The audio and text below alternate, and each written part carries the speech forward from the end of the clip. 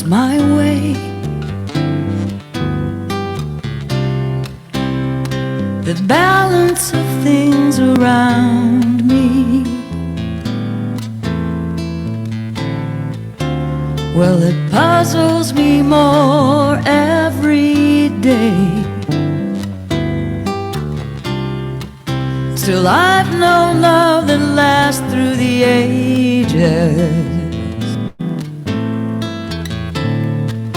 and I've cherished the hearts that danced with mine.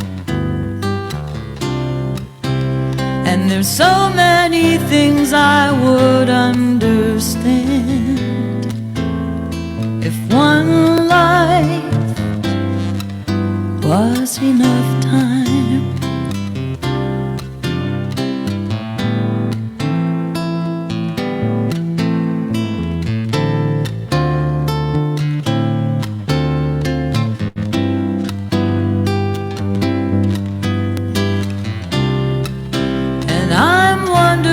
Why all God's people can't share what was given us all.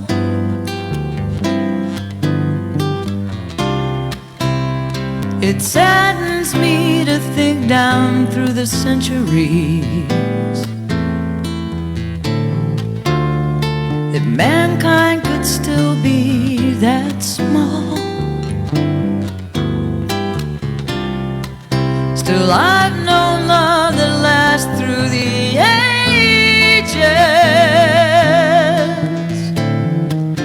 and I've cherished the hearts that have danced with mine.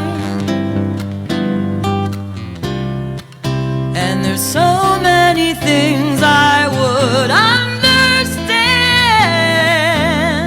if one life was enough.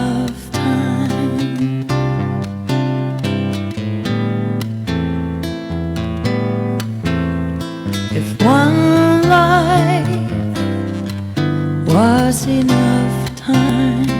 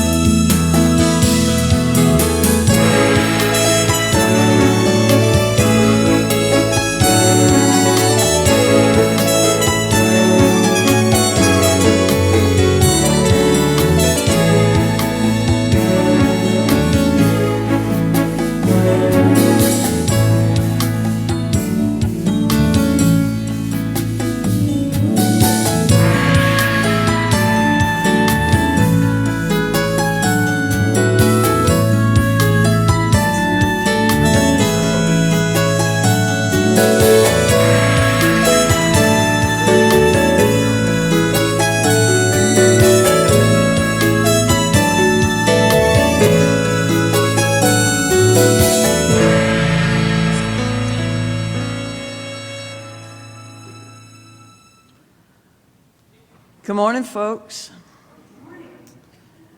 Glad to see you here. It's a little chilly.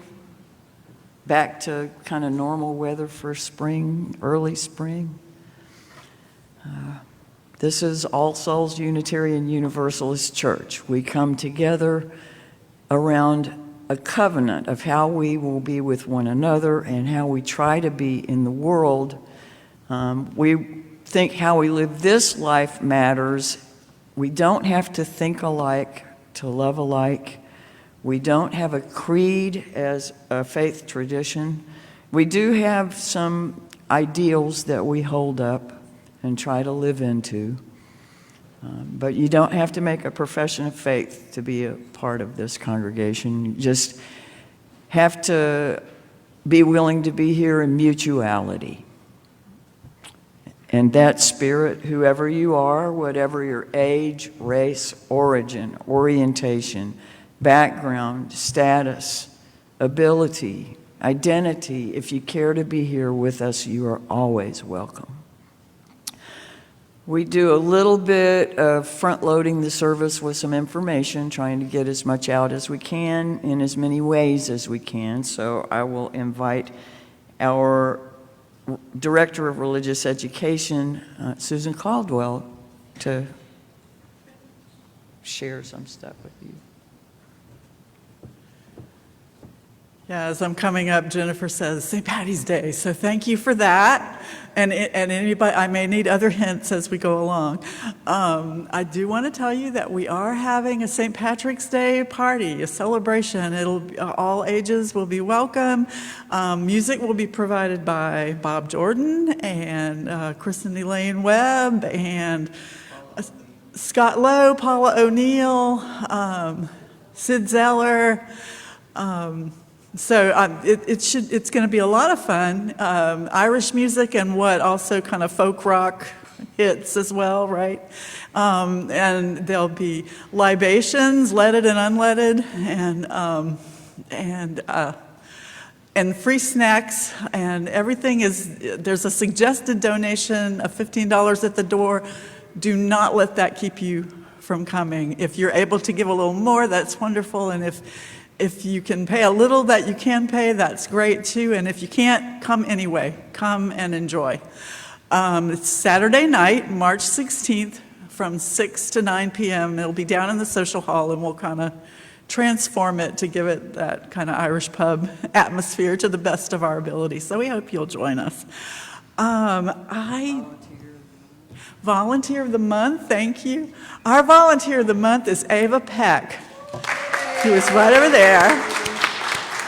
And I don't know, it would be easier to think of something Ava doesn't do. I have yet to see her do interpretive dance. That doesn't mean that she won't, but she volunteers getting things ready in the morning. She's always very welcoming to all the kids and adults who come here. She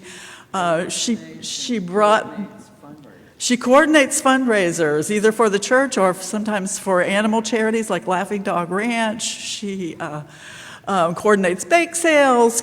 She's done a lot of everything, not a little bit of everything, a lot of everything. So we are very proud and happy to name Ava as our volunteer of the month.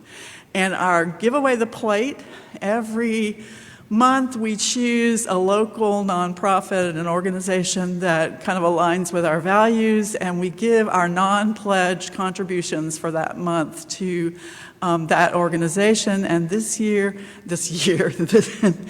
month, for the month of March, it is Louisiana Advocates for Immigrants in Detention, and particularly the Home is Here program, in which we are sponsoring an immigrant here in Shreveport. And so this is a young man that several of us have been getting to know, and helping him kind of get on his feet as he works his way toward asylum and citizenship eventually. And so anything that, if you want to know more about that, you can ask me, you can ask Bennett down here. We'll be glad to share information on that with you. Okay, what else am I leaving out? Game night, thank you. So this Friday is game night. The third Friday of the month is game night. There are board games. I understand there was a really cutthroat game of Mexican Train that happened the last time. And I think this game night this week is going to kind of morph into decorating for the St. Pat's party, but we are going to play some games too. So that is at 7 o'clock, 7 to 10, Friday night. So you have your social life planned out for you here at All Souls this weekend if you want. It is this week. Next weekend. Yeah, right. It is next weekend. Yes. What else? I had a pledge to vote card, and now I don't. Is there one over there? Okay,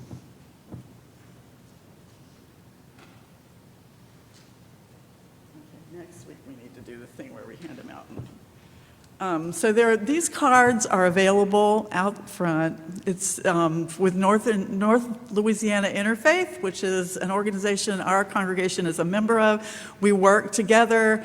It's nonpartisan, but we work together to create change in our community.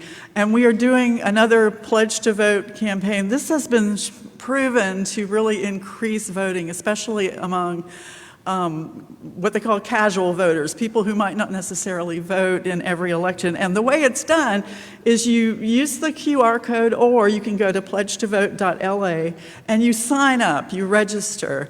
And what this does is it keeps track. First of all, nobody's going to know how you voted. It's not about how you voted, it's about that you voted. But we keep track of like the percentage of people who vote in various congregations. And then we have basically a voting block that we can go to our elected officials and say, this many people vote, they're concerned, and we want whatever. We want not to throw back all of the tax reforms that we achieved, and the criminal justice reforms and various things like that. So I can tell you more about it if you ask me after the service, and thank you so much for being here. I think I got everything. I want to thank the people that came to work on building and grounds yesterday. That was Eric first, Tina Hines, and Chris Webb, who will be one of the players this coming Saturday. They were the folks that came out here and took care of the grounds and building yesterday. We thank them greatly. And next month, we need to all make an effort to join them. A little later in the service, after the kids have been sung out to their classes, we're going to have a time to write down some of your thoughts, and I'm going to give you kind of a prompt sheet to help you think with a writing utensil. Some of you already have them, but I'm going to bring these out because it'll be during a quiet time in the service, and I don't want to disrupt it by handing them out then. So you have a choice of a pen or a pencil and one sheet of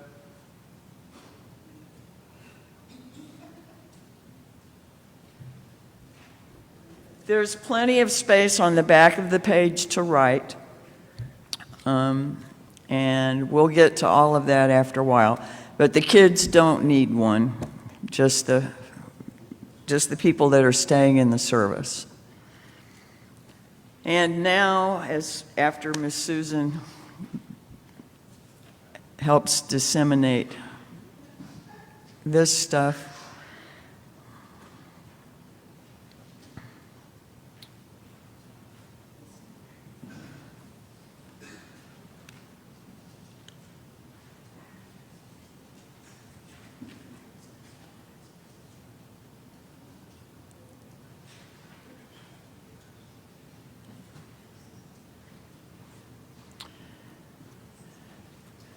I invite you to let the pew hold you up.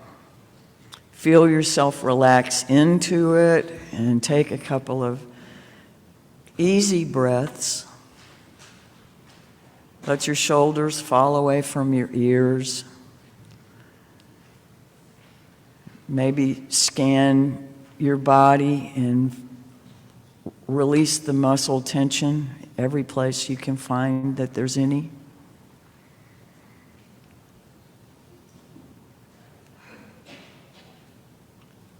And we will enter a spirit of worship, which, when I try to look up the definition we use each week, the only place I see it on the entire internet is here. That kind of worries me.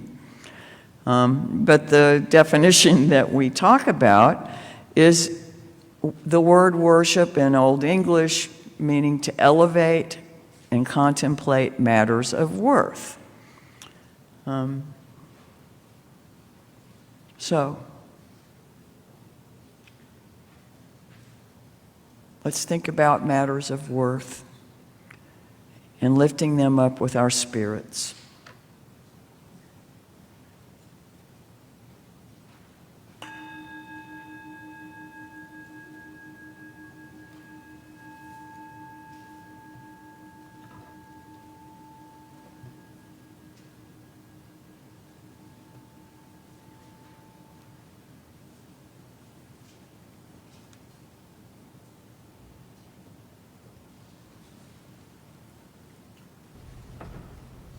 Please remain seated and join us in singing Be Ours a Religion.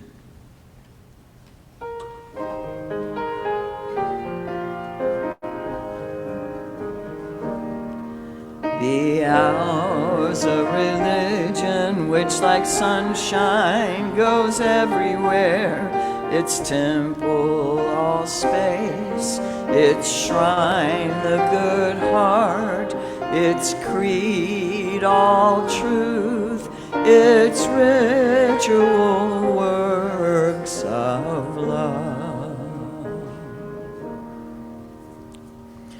We're here because we believe how we live our life matters.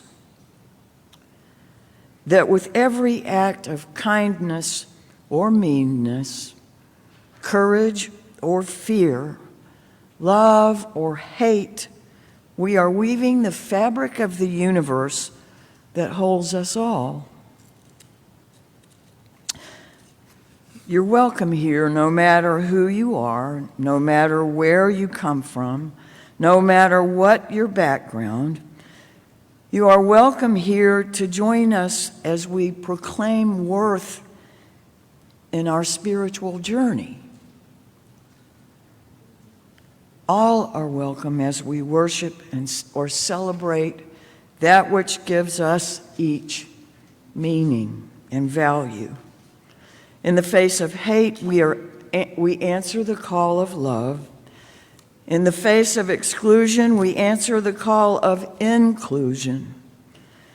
In the face of homophobia, we answer the call of LGBTQ plus rights. In the face of racism, we answer the call of justice for all races. In the face of xenophobia, we answer the call of pluralism. In the face of misogyny, we answer the call of women's rights. In the face of demagoguery, we answer the call of reason. In the face of religious intolerance, we answer the call of diversity. In the face of narrow nationalism, we answer the call of global community. In the face of bigotry, we answer the call of open-mindedness. In the face of despair, we answer the call of hope. No more now than ever, we answer the call of love. Could I get someone to help lead the first part of our chalice lighting? Anyone? Please come join us.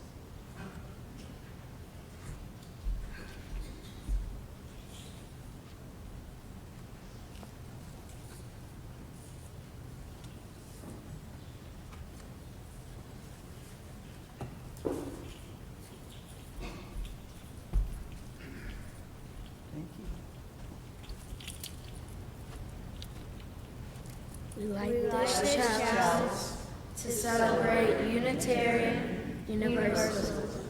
This is the church of the open mind. This is the church of the helping hands. This is the church of the loving heart. Together, with mind, hands, and heart, we care for the earth and for each other.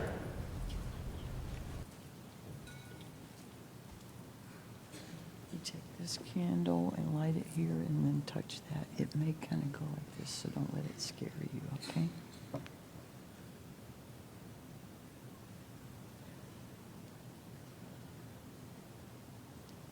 That's great. Thank you very much. Thank you.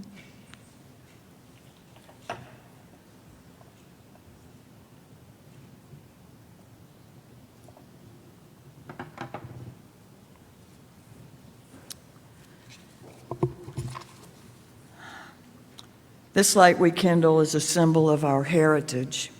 It celebrates light in dark places, lifts up hope, truth, kindness, justice, and courage. Join me, please, in a responsive reading. This house is for the ingathering of nature and human nature. It's a house of friendships, a haven in trouble, an open room for the encouragement of our struggle. It's a house of freedom, guarding the dignity and worth of every person. It is a house of truth-seeking, where scientists can encourage devotion to their quest, where mystics can abide in a community of searchers. It's a house of prophecy, outrunning times past and times present in visions of growth and progress. This house is a cradle for our dreams, the workshop of our common endeavor. Would you rise, please, in body or spirit, and say with us the unison affirmation as you're willing. Love is the doctrine of this church. The quest for truth is its sacrament, and service is its prayer. To dwell together in peace, to seek knowledge and freedom, to serve human need, to the end that all souls shall grow into harmony with the sacred. Thus do we covenant with each other. Our opening hymn is two hymns, sort of. We're building a new way, and come and go with me. So.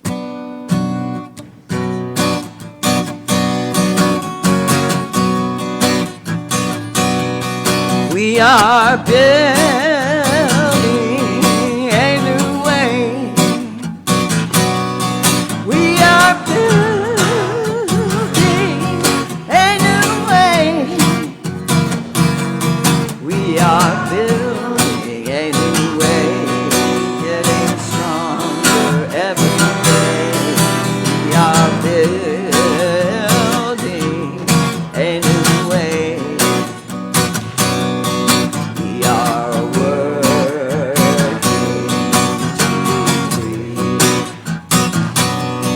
We are working to be free. We are working to be free. We are working to be free. Share life's bounty equally. We are working to be free. Peace and freedom is our cry. Peace and freedom is our cry. Peace and freedom is our cry.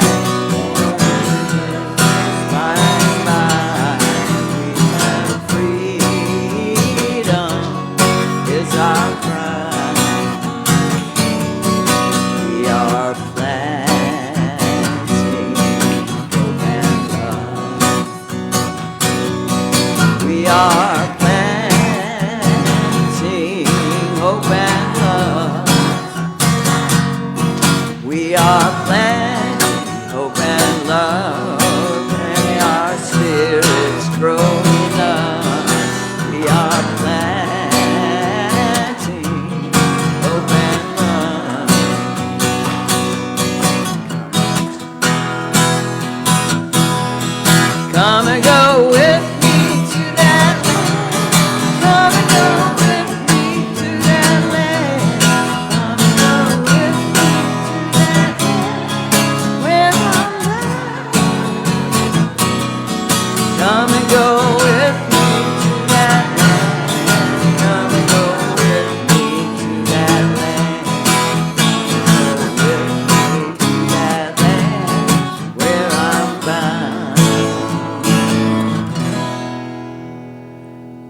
Thank you. Please be seated.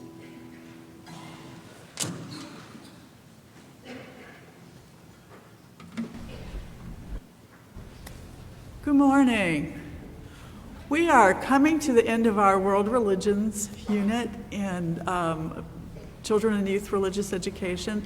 And so today I'd like to tell you a story from the Baha'i faith, adapted just a little bit.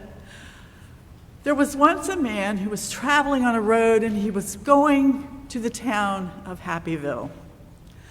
And he came to a fork in the road, and in the middle of the fork in the road, in the neutral ground, that's one of those Louisiana words, the grassy area between the two places, there was a woman sitting there. She looked very wise, and she was sitting there calmly strumming a guitar. Does that sound like anybody you know? Yeah.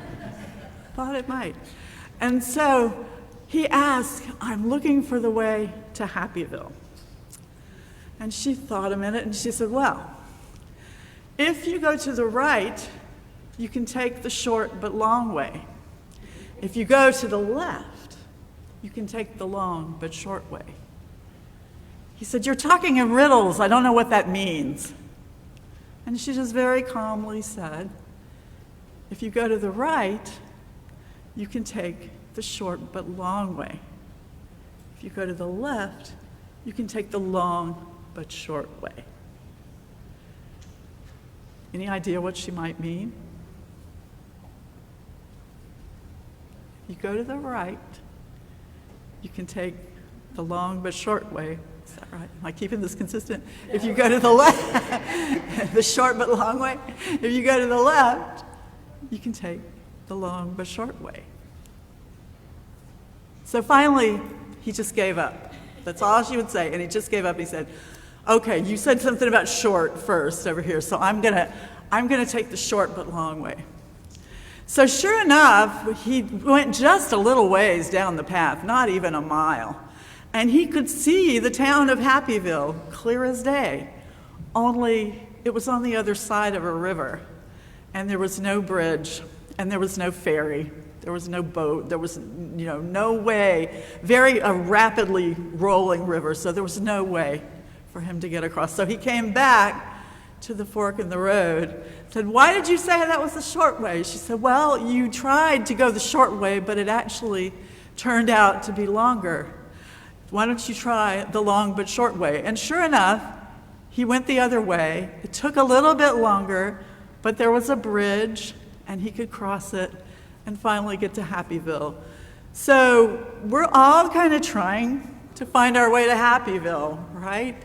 And sometimes it would be very tempting to take a shortcut, to do things the easy way, whether it's our homework, whether it's trying to create social change together, whatever it is.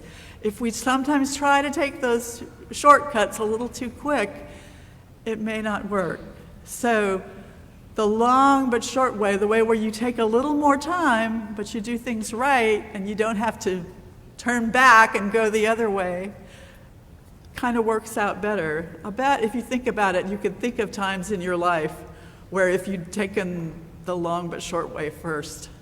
Can anybody think of things like that you've like, oh man, if I hadn't tried to do this easy thing and just went ahead and did the thing first.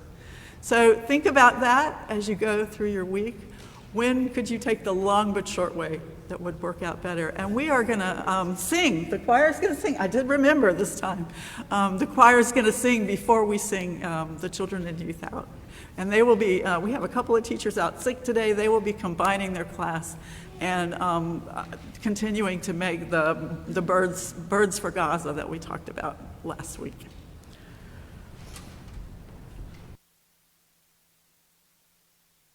Without instructions. Exactly.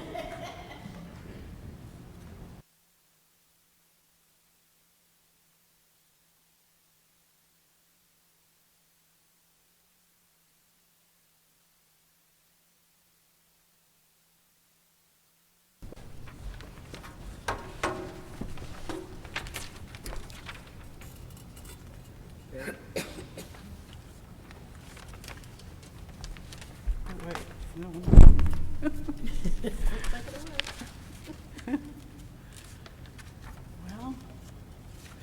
I'm having trouble with pages today, just in general. Thank you.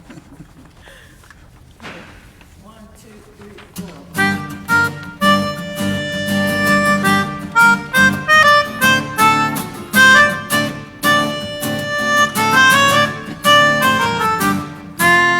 Down to the water, rest your troubled mind. Forget about your scars, and I won't think of mine. The full moon on the rise is calling us to part. You will travel safely if you listen to your heart. You got to listen to your heart. Listen to your heart. You will travel safely if you listen to your heart.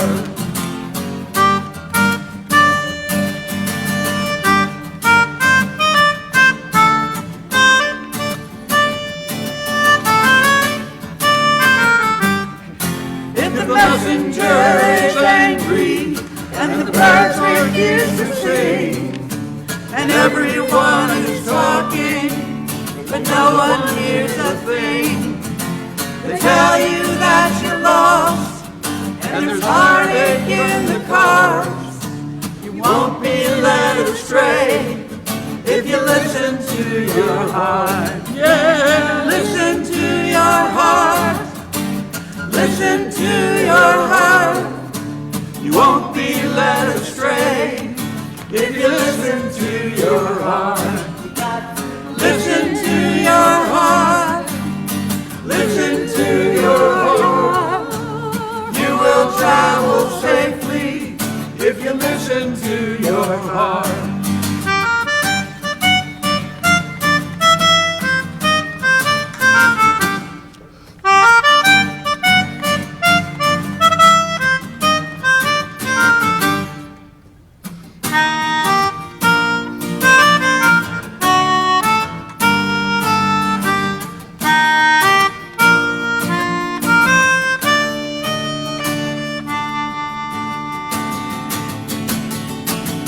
Now Caesar's got his armies, and the thieves have got the gold, and the people won't stop dancing while the fires burn in Rome.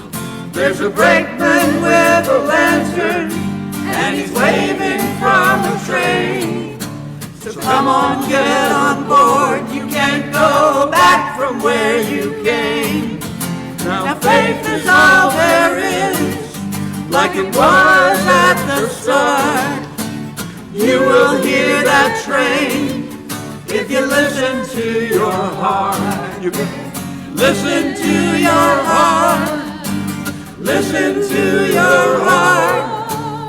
You will hear that train if you listen to your heart. Listen to your heart. Listen to your heart. You won't be led astray if you listen to your heart. Listen to your heart. Listen to your heart. You will travel safely if you listen to your heart.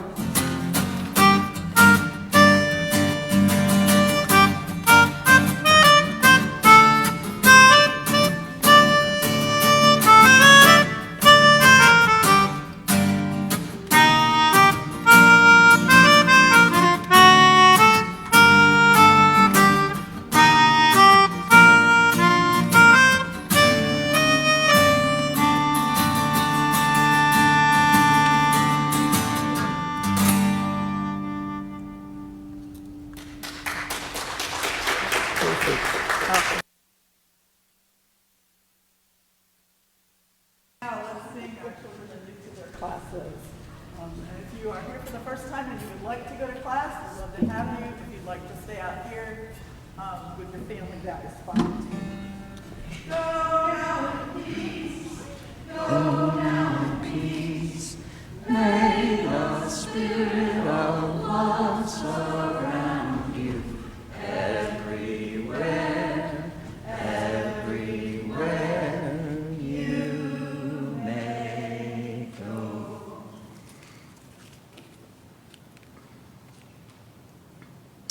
Following the reflection and silence, the candle lighting music is a long song today. And during the time that that music is playing, I would ask, first you do your time in silence, a little meditative space, but when the music is playing and people are coming to light candles, if you wish, jot down your thoughts about what gives your life worth.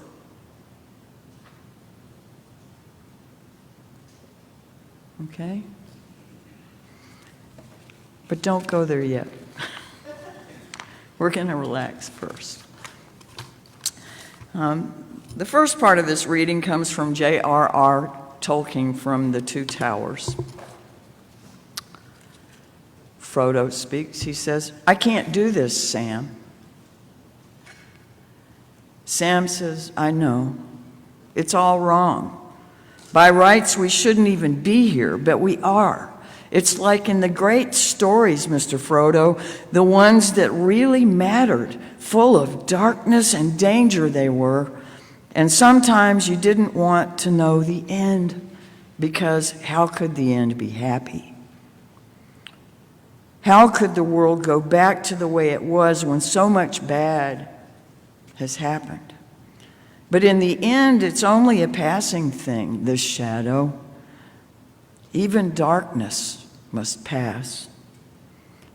A new day will come, and when the sun shines, it will shine out the clearer. Those were the stories that stayed with you, that meant something, even if you were too small to understand why. But I think, Mr. Frodo, I do understand. I know now. Folk in those stories had lots of chances of turning back, only they didn't, because they were holding on to something. And Frodo says, "What are we holding on to, Sam?" And Sam says, "That there's some good in this world, Mr. Frodo, and it's worth fighting for."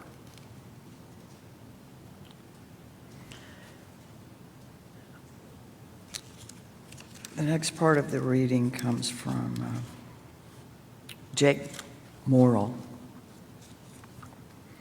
In the biblical books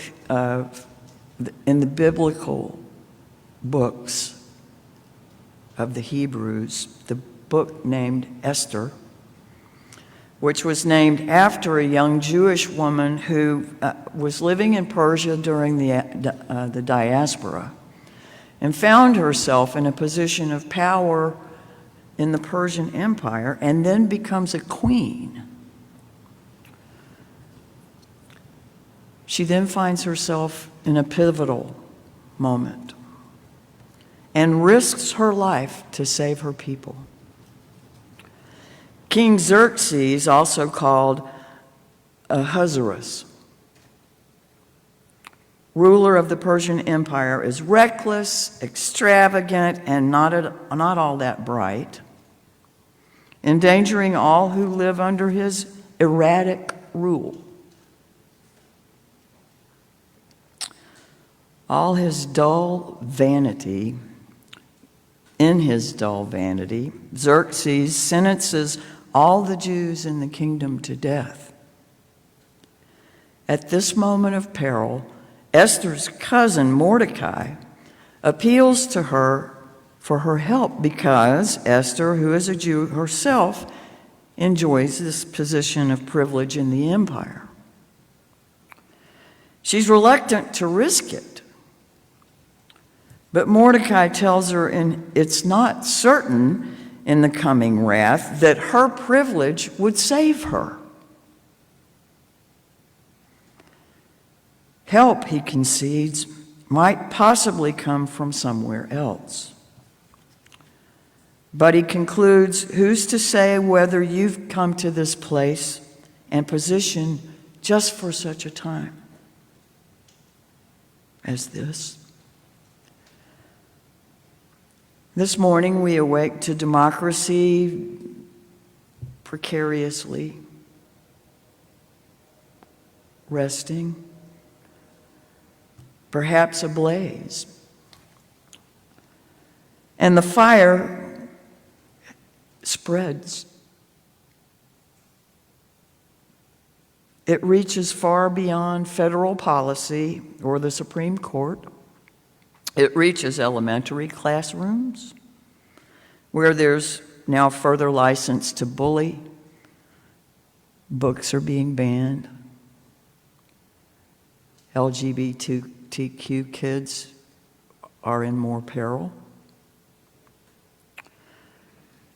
Jake Morrill says, my wife has started to call the migrant families she works with, whose neighbors have chanted at them, build the wall. Those of us with some privilege in this empire may be tempted to seek refuge in that privilege, as if privilege was ever going to save us. But who's to say whether you've come to this place and position for just such a time as this, these times? Upon hearing this question, Esther doesn't leap into action, doesn't issue a statement, doesn't post a quip on Facebook. She knows what's asked of her is nothing less than to risk her safety and her life. So she asks her people to fast and to pray with her. She takes time to prepare herself for what life now requires.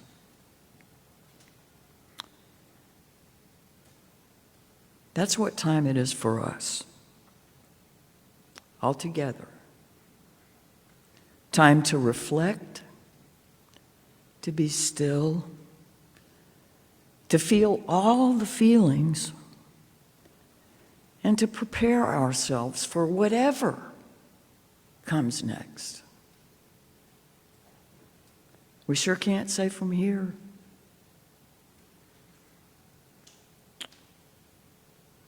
Who's to say whether, in fact, we were made for just this time?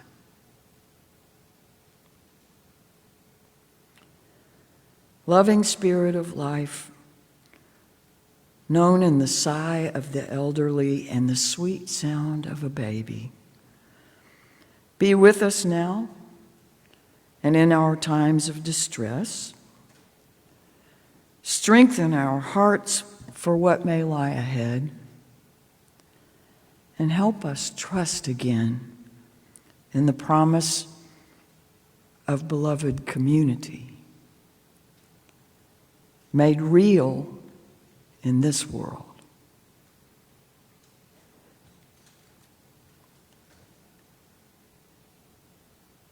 We have all we need.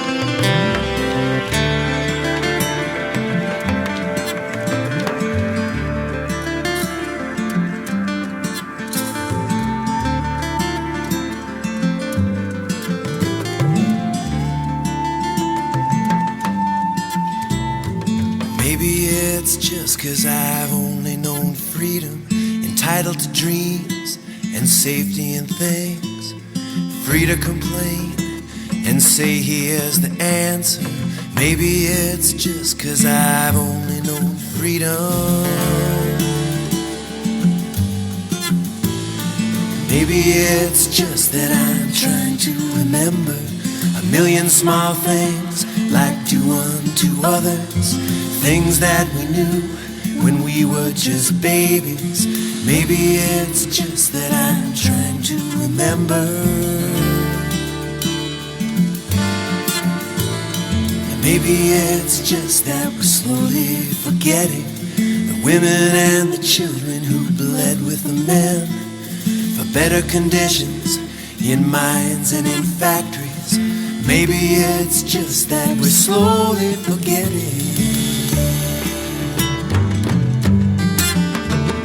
And maybe it's just that we can't hide the story of the killing of the Indians and blacks and Chinese, and the poor who fight wars while the rich drink martinis. Maybe it's just that we can't hide the story. Maybe it's just that I'm growing impatient with leaders and bosses who laugh up their sleeves and think that we're stupid and won't lift a finger.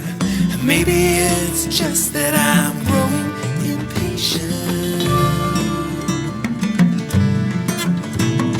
And maybe it's just that I know that they're lying for money and power and shortcuts and privilege.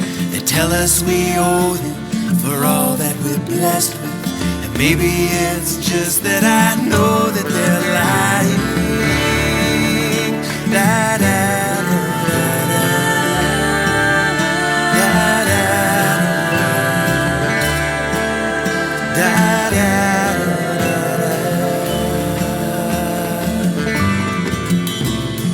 Maybe it's just that I'm becoming indifferent. I've got troubles enough without thinking of you, and horrors that don't really touch me directly. And maybe it's just that I'm becoming indifferent. Maybe it's just that I want my compassion intact, undiluted, and free of disguise. So hit me for saying, well, that's just how the world is. Maybe it's just that I want my compassion.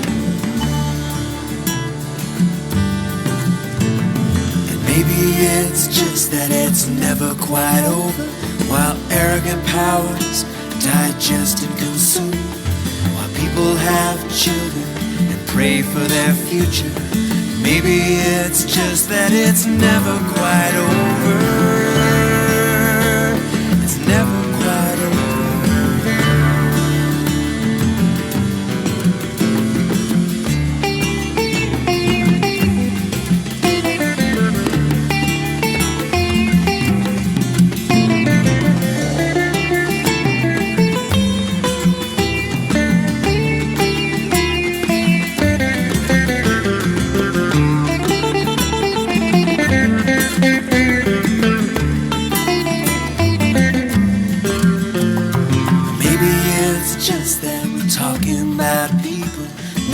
Chips and NASDAQ or 401ks.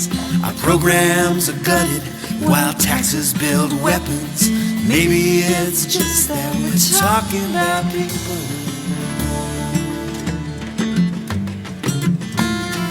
Maybe it's just that the people are stronger, and no one on top ever hands you a thing. You'll die for resisting and still ask for better.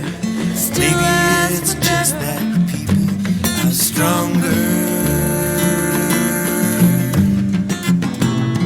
And maybe it's just that I've only known freedom, but I still believe in dreams and the hope that that brings. I hope we complain when they won't hear the answer. Maybe it's just that we're talking about freedom. You know, we're talking about freedom.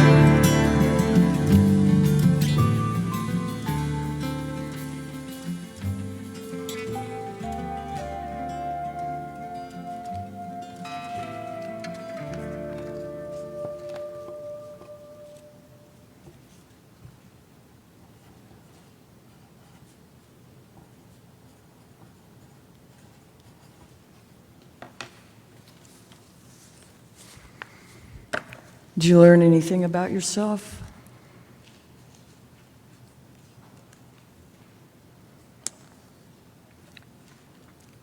Ruth Bader Ginsburg said, "Fight for the things that you care about, but do it in a way that will lead others to join you."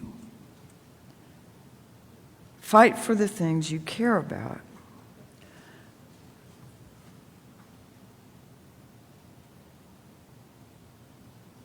People are drawn to things that they think have worth, value. Whether it's entertainment value or monetary value or educational value or providing security or a sense of belonging, a sense of awe, happiness, contentment, trust, balance, meaning and purpose.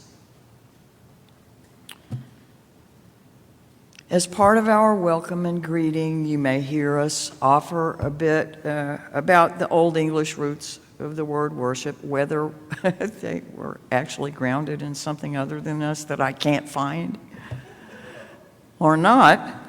But we may explain that worship is to elevate and contemplate matters of worth. It may actually be more common to find the definition explained as acknowledging worth or worthiness and reverencing or intentionally lifting up or showing deep respect for that which is found to have worth and worthiness and value, whether that be a supreme being or the earth, your own inner wisdom, light, connectedness, oneness with everything, whatever it is. We find and we make meaning together. We find and we make meaning individually, alone. We lift up, celebrate, and contemplate matters of worth, all those things of substance and beauty and wisdom. We worship or ascribe worth to all these ideals as well as to every single living creature. We honor and affirm the inherent worth of all souls. We try to treat the earth and the organic world with care, respect, reverence, and gratitude. Can't live without it. Ultimately, what makes each of us feel like our lives have worth and makes each of us find living worthwhile is distinctly individual. And you'd be surprised how much variety there is in what values people hold primary. There's a New York Times bestseller that's taken, it's written by the people that conduct one of the most popular classes at Yale. The book and the class are called Life Worth Living. The subtitle of the book is A Guide to What Matters Most, and it has three authors, Miroslav Volf, Matthew Croissant, and Ryan McAnally Lentz. In the book, there are steps or a specific process, because they really do recommend that you take them in order, for how to go about finding within yourself what your values are. They talk about that when we go to the trouble to actually sit and articulate them, to do self-examination to find out what makes you happy, what gives you peace, what you find has worth, and then work to incorporate those more actively in your life and more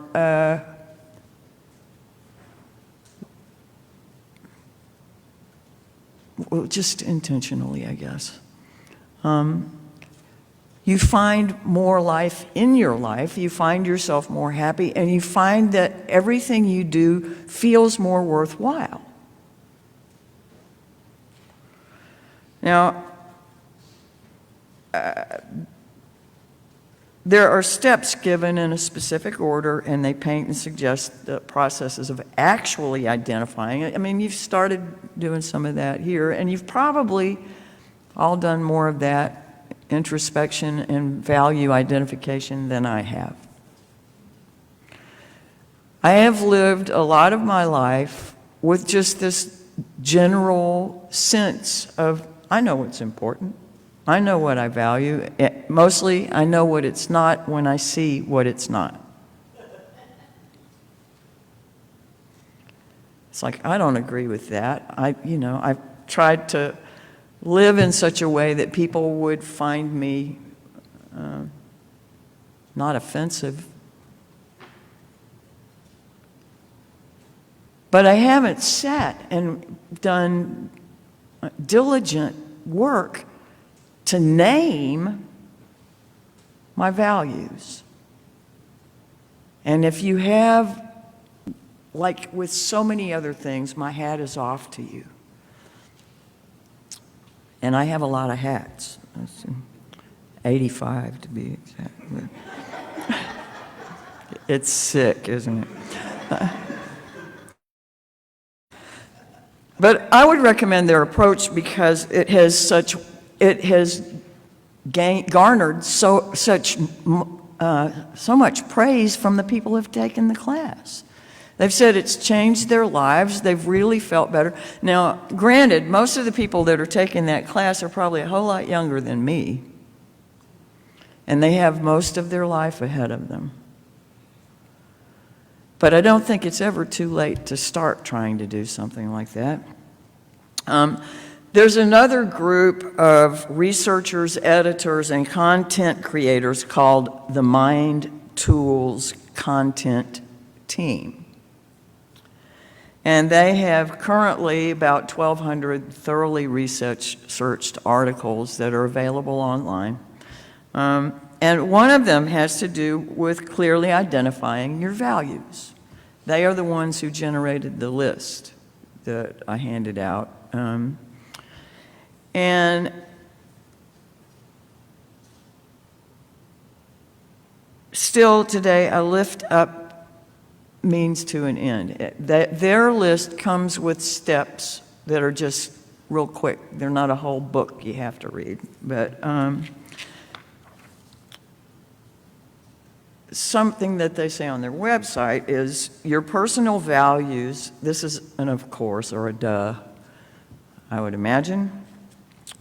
Your personal values are a central part of who you are and who you want to be. They point out, the Mind Tools content team points out that by becoming more aware of these vital factors in your life, my life, our lives, we can use them as a guide to make all of our decisions. It's like we talk about the Highland Center where we do a lot of cooperative work for the community's good.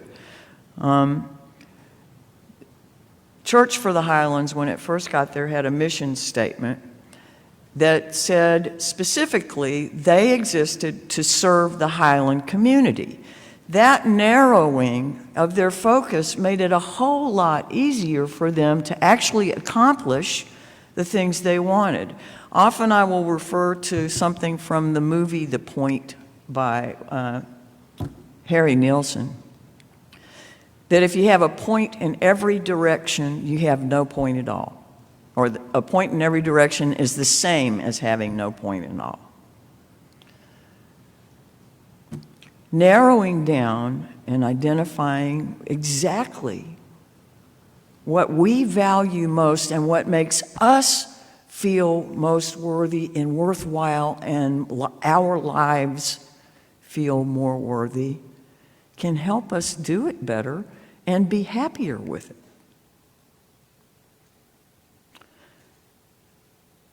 Those matters of worth help us live into the matters of worth that we share and that we want other people to share.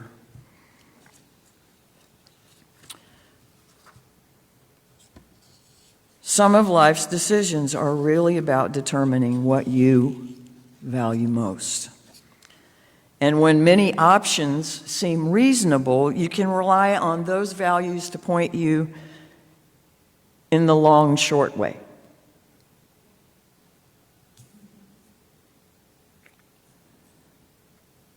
When how you live matches your values, life is usually good. Even when there's plenty of pain, there's something to hold on to. The steps in the Mind Tools content team's website are: identify the times that you were happiest.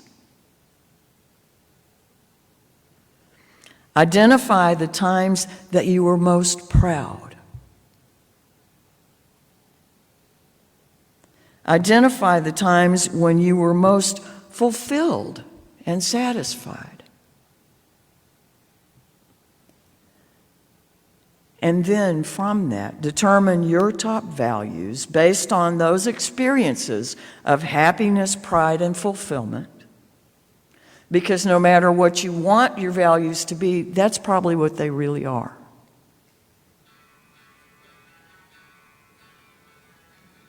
Punctuation, I love it. Okay? And then prioritize your top values, like put what's first. Certainly, our shared values, the principles that we hold up, the unison affirmation that we hold up, all of those things are worthy. But holding those ideals without knowing exactly what is making us tick isn't going to help us live them out.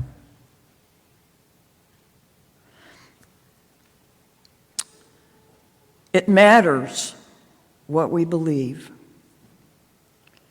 It matters how we go about living out what we believe. Having the strength of character to live into those ideals, I believe, is worthwhile undertaking indeed. Joy Walker is having a workshop or a meeting next week at 2 o'clock on Sunday. Trying to start a peace group that looks at some of the things that aren't easy for us to think about doing, like changing the way we eat, that actually play into the peace of the planet, the health of the planet, things we can look at to consider changing about ourselves to make us more aligned with our values. Everybody's welcome. But it's just something new to consider and try to maybe be a part of. After we find all of this stuff and begin to live into it, then we get to reaffirm our commitment to all those values. And our closing hymn is the fire of commitment.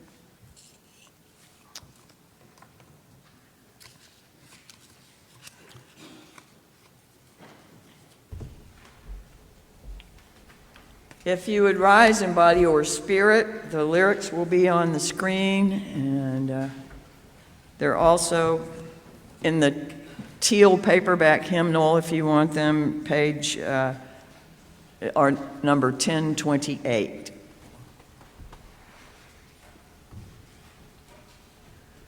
Slow down. Slow down.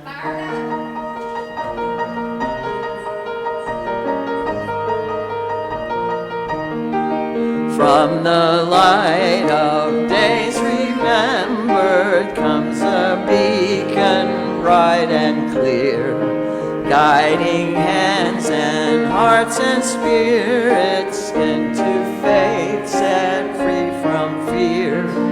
When the fire of commitment sets our minds and souls ablaze, when our hunger and our passion meet to call us on our way, when we live with deep assurance of the flame that burns within, then our promise finds fulfillment and our future can begin.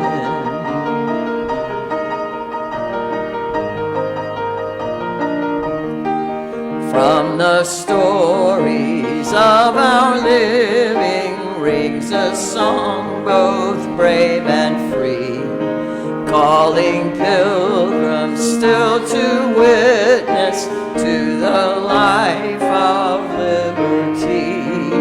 When the fire of commitment sets our minds and soul ablaze, when our hunger and our passion meet to call us on our way, when we live with deep assurance of the flame that burns within, then our promise finds fulfillment and our future can begin.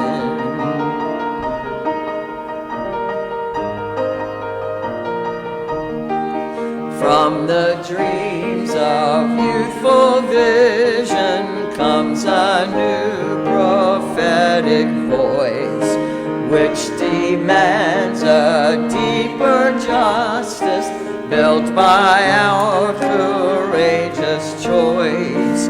When the fire of commitment sets our mind and soul ablaze, when our hunger and our passion meet to call us on our way, when we live with deep assurance of the flame that burns within, then our promise finds fulfillment and our future can begin.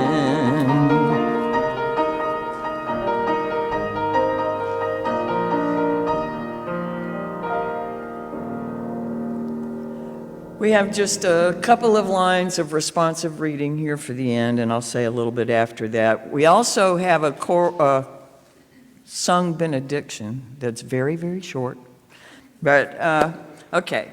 The work of the world is common as mud. Botched, it smears the hands, crumbles to dust. But the thing worth doing, well done, has a shape that satisfies, clean and evident. The prayer of our souls is a petition for persistence, not for the one good deed or single thought, but deed on deed and thought on thought, until day calling unto day shall make a life worth living.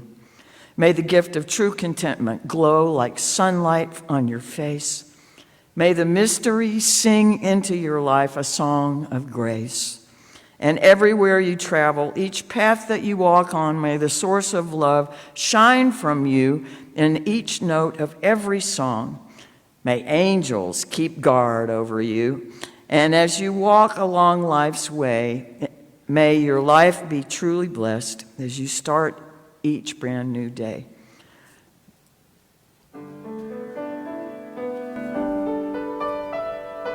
Go lifted up